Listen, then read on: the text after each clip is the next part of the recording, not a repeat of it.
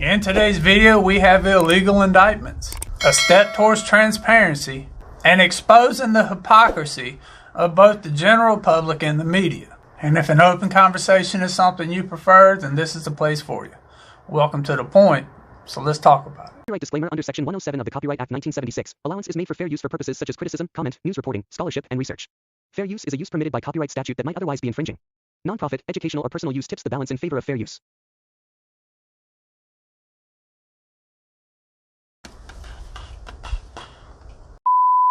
In one of the latest court filings, By Kohberger's defense is asking for documents to be unsealed. And I'll pull it up for you right here. These documents state, Mr. Kohberger acknowledges the right of the public to be fully informed of the issues. Mr. Kohberger has a right for the rule to apply as it is written rather than disadvantage him with items remaining sealed that are not within the scope of ICAR 32. Now you would think something like this would be universally accepted and appreciated and everybody would be happy about it. Because when the media and social media gets on here and asks for transparency, everybody agrees. When Steve Gonzalez gets on TV and says he wants more transparency, everybody agrees. But when Ann Taylor does it, everybody wants to roll an eye to it and say, oh my God, you wanted a gag order all this time.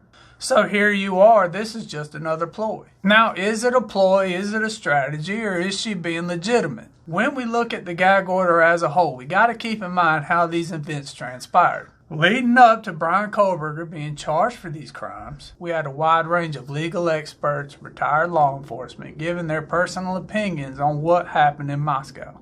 Now, when By Canva was charged, almost immediately the family was on there speaking, legal experts were on there speaking, and people on social media were interviewing individuals, and it seemed like a bit of a hurricane of information coming out to the general public all at once, while the defense hadn't even sat down and got the first piece of discovery. So they did do the logical thing and they filed for a gag order. The courts agreed we needed to gag everything, and they eventually would roll that back to a degree. And things were moving forward just fine. Now people want to say it was the defense that pushed for no cameras in the courtroom. And yes, they pushed for no cameras in the courtroom because they were in fear of how the media was going to portray their client. But the prosecution didn't fight against it either. In fact, I had said on a video, and a lot of y'all agreed, that when the defense and the prosecution are agreeing on something, it's generally not pretty good for transparency. The judge allowed cameras in the courtroom nonetheless, and it wasn't until individuals on social media and the media started zooming in on By Canva and the documents on Ann Taylor's death that it became an issue. And the court said, well, we'll just control the cameras altogether. So who really is at fault for the gag order here? Is it the defense pushing for this thing unnecessarily, or is it the actions of people who are looking at this case? I tend to say that it's the actions of the individuals talking about this case as the reason we have the gag order. Now individuals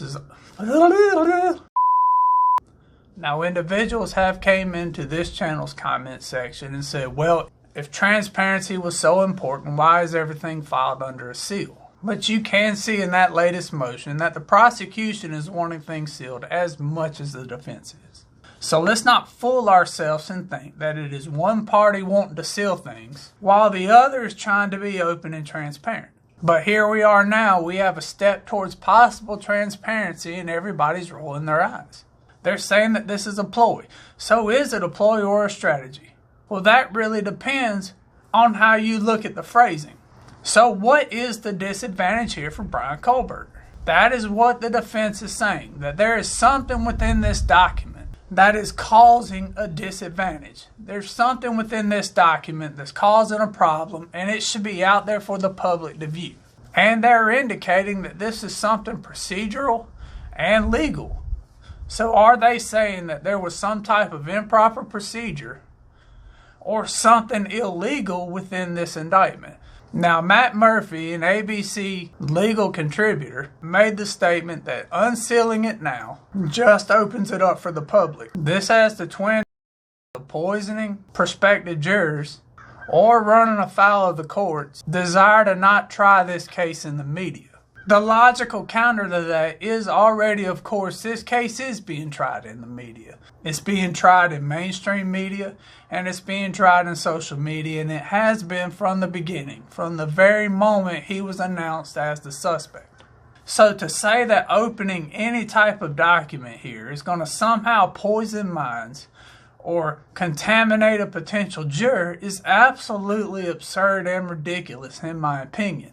Have we not, since the time Bryan Kohberger's name was announced, been inundated by constant leaks from anonymous sources who claim to be tied to the case? At one point in time, it seemed like every couple of days a new leak was coming out, and it was all skewed towards saying Bryan Kohberger committed these acts. So if opening up a document here or there that doesn't have anything to do with what went on in that grand jury indictment should not hurt anything at all. In fact, I would say unsealing this document would be more important for people like myself and a lot of y'all who are on the fence, who acknowledge there is some suspicion here, but have questions. And it may, to a degree, provide some of those answers, which is what we want and that's what we're after.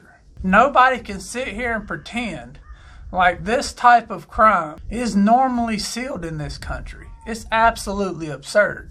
What is being said within that motion could lead to some type of illegality or improper procedure. Are they saying that there weren't enough grand jurors to have a valid indictment, or are they saying that it wasn't a wide enough jury pool for a grand jury indictment, or are they saying how they were instructed was illegal? And the only way we're going to get some sort of indication about what happened is if these things are unsealed. But to simply say that this is just a strategy, this is just a hoax or a play by the defense isn't necessarily correct.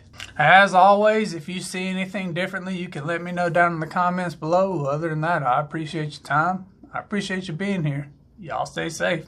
I'll catch you in the next one.